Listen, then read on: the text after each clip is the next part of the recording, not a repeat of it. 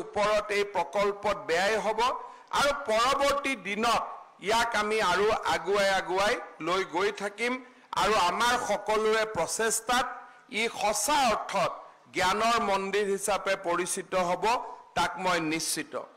আজিৰ এই অনুষ্ঠানত মন্ত্ৰী কেশৱ মহন্ত ডাঙৰীয়াৰ ব্যক্তিগত প্ৰচেষ্টাত আৰু বিজ্ঞান আৰু প্ৰযুক্তি মন্ত্ৰী হিচাপে তেখেতৰ উৎসাহৰ বাবে আজি আমি এই অনুষ্ঠানটো লাভ কৰিবলৈ সক্ষম হৈছোঁ।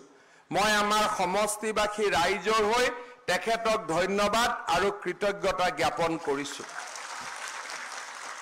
ইতিমধ্যে মন্ত্ৰী কেশৱ মহন্ত ডাঙৰীয়াই বিজ্ঞান আৰু প্ৰযুক্তিবিদ্যাৰ বিষয়ে আমি লোৱা ব্যৱস্থাৱলীৰ বিষয়ে তেখেতে বৰ্ণনা কৰিছে।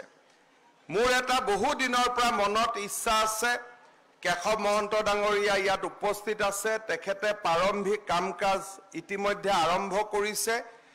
আজি যেনেকৈ আমি গুৱাহাটীৰ পৰা উত্তৰ গুৱাহাটী যেতিয়া আমাৰ ব্ৰিজ হ'ব, যিসকলে ফাঁচী বজাৰ যাব লাগে তেওঁলোকে আৰু মালিগাঁও যাব নালাগে, পোনে পোনে আমি ফাঁচী বজাৰত গৈ ওলাব পাৰিম। আমি মালিগাঁও আৰু আদাবাৰী আমি দেখা পাব নালাগে। আজি আমাৰ তেনেকুৱা এটা সৌভাগ্য হৈছে। এতিয়া মই বিচাৰোঁ যে ব্ৰহ্মপুত্ৰৰ কাষেদি আগিয়াঠুৰিৰ পৰা শুৱালকুছিলৈ এটা ডাইৰেক্ট ৰাস্তা হ'ব লাগে আৰু ইতিমধ্যে মথাউৰিৰ ওপৰেদি এই ৰাস্তা বনোৱাৰ আমি পৰিকল্পনা কৰিছোঁ আৰু ভগৱানে কৰিলে এই কামটো হ'ব।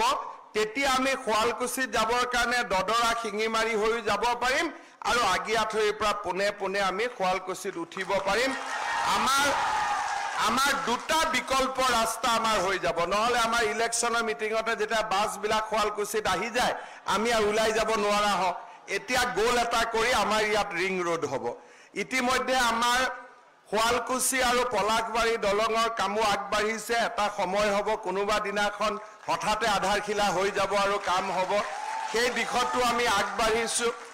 যোৱা 22 তাৰিখে প্ৰধানমন্ত্ৰী নৰেন্দ্ৰ মোদী ডাঙৰীয়াই শুৱালকুছি ইঞ্জিনিয়াৰিং কলেজৰো আধাৰশিলা স্থাপন কৰিলে। ধেমাজিৰ পৰা তেখেতে আধাৰশিলা কৰিলে।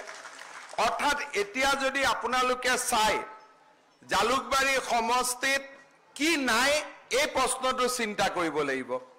আমাৰ ইয়াত এইমছ আছে, আমাৰ ইয়াত IIT আছে, আমাৰ ইয়াত ইঞ্জিনিয়াৰিং কলেজ আছে, আমাৰ ইয়াত প্লেনেটৰিয়াম আছে, আমাৰ ইয়াত পলিটেকনিক আছে, আমাৰ ইয়াত আৱাসিক বিদ্যালয় আছে, আমাৰ ইয়াত BEd কলেজৰ কাম চলি আছে। এতিয়া মোৰ মনত নোসোমাই যে আৰু আমি ইয়াত কি কৰিব পৰা অৱস্থাত আছোঁ।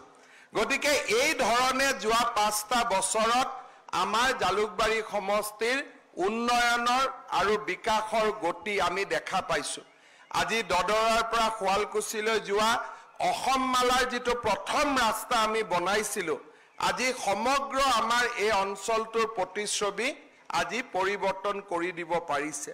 কামৰূপ জিলাৰ উপায়ুক্তৰ কাৰ্যালয় কেইদিনমান আগতে আমি আৰম্ভ কৰিলোঁ।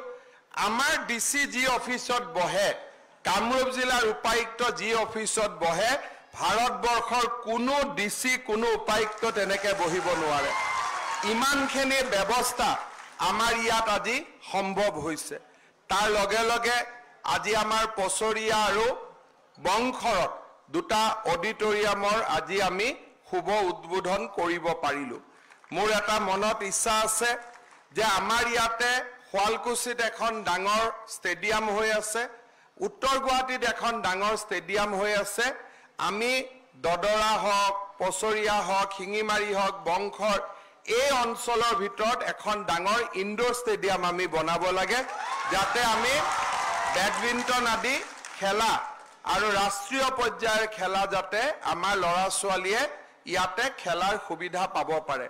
মই ৰাইজক আহ্বান জনাম যে যিটো পঞ্চায়ততে ধুনীয়া মাটি অলপ দেখুৱাই দিব পাৰে তাতে আমি এই ইনডোৰ ষ্টেডিয়ামখনৰ কাম আমি আৰম্ভ কৰিম। বংশৰৰ পৰা দদৰাৰ ভিতৰত আমি য'তেই নাপাওঁ কিয় এখন আমাক ইনডোৰ ষ্টেডিয়াম হ'লে আমাৰ খেলাটো পূৰ্ণতা পাব, সংস্কৃতিটো আমাৰ পূৰ্ণতা পাইছে, শিক্ষাটো পূৰ্ণতা পাইছে, বিজ্ঞান প্ৰযুক্তিটো পূৰ্ণতা পাইছে আৰু নামঘৰ মন্দিৰ বা আন ধৰ্মীয় উপাসনাৰ অনুষ্ঠানবিলাক আমি সুন্দৰভাৱে আগবঢ়াই লৈ গৈছো আপোনালোকে সকলোৱে দেখা পাইছে মই আশা কৰো যে আমাৰ যোৱা বছৰ কেইটাত আমি যি ধৰণে কাম কাজ আগুৱাই লৈ যাব পাৰিলো অনাগত বছৰ বিলাকতো আমাৰ জালুকবাৰী সমষ্টিৰ উন্নয়ন আৰু বিকাশৰ যাত্ৰা অব্যাহত থাকিব মই আশা কৰো আমাৰ যিবিলাক আঁচনিৰ কাম আৰম্ভ হৈছে